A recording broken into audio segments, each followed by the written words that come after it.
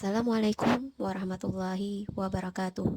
Perkenalkan, nama saya Halimah, peserta Latsar CPNS tahun 2022, Pemerintah Provinsi Kalimantan Selatan, Angkatan 5, Kelompok 4. Pada kesempatan ini, saya akan mengemukakan hasil dari analisis saya tentang isu efektivitas kinerja individu berdasarkan topoksi.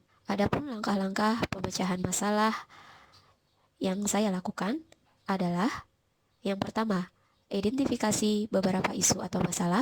Yang kedua, menapis, menganalisis, menyusun alternatif pemecahan isu dari beberapa isu yang ada, menemukan isu prioritas dengan menggunakan metode USG. Yang ketiga, analisis sampai ke akar menggunakan teknik Fishbone. Dan langkah terakhir yaitu menggunakan alternatif pemecahan masalah dengan menggunakan analisis SWOT. Baiklah, kita masuki langkah pertama, yaitu identifikasi beberapa isu atau masalah. Di sini saya menemukan 3 isu. Yang pertama, terdapat buku dengan judul yang sama namun berbeda nomor panggil. Yang kedua, pengolahan label, kantong buku, dan kartu buku masih menggunakan teknik manual. Dan yang ketiga, sering terjadinya kendala server dalam penginputan inventaris buku. Beralih ke langkah kedua, yaitu menapis, menganalisis, menyusun alternatif pemecahan isu dari beberapa isu yang ada, menemukan isu prioritas dengan menggunakan metode USG. Adapun metode USG merupakan salah satu cara menetapkan urutan prioritas masalah dengan metode teknik scoring. Bisa kita lihat pada tabel, metode USG ada 3, yaitu U, urgensi, merupakan seberapa mendesak isu tersebut harus dibahas yang dikaitkan dengan waktu yang tersedia.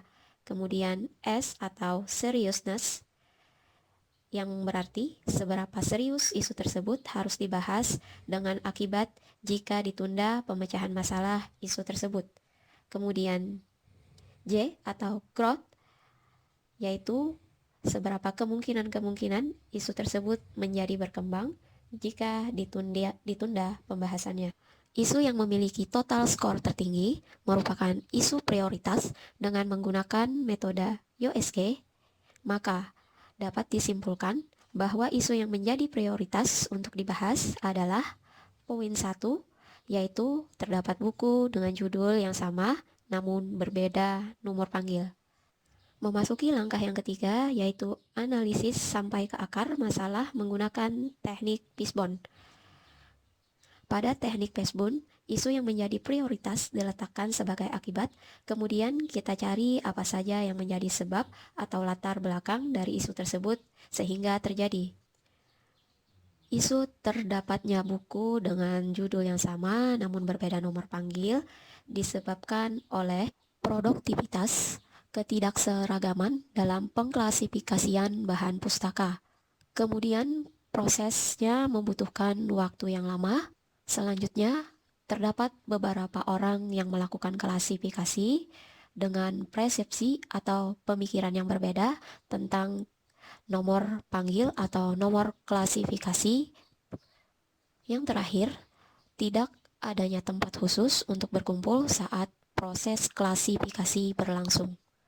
Kemudian langkah terakhir yaitu menggunakan alternatif pemecahan masalah dengan menggunakan analisis SWOT, yaitu strength atau kekuatan, atau bisa disebut juga dengan kelebihan.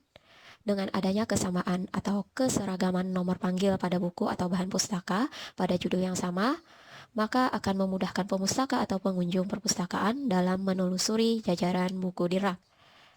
Selanjutnya, weaknesses atau kelemahan.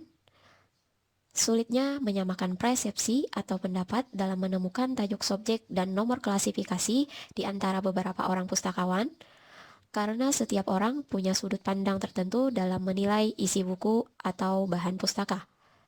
Yang ketiga, opportunities atau peluang.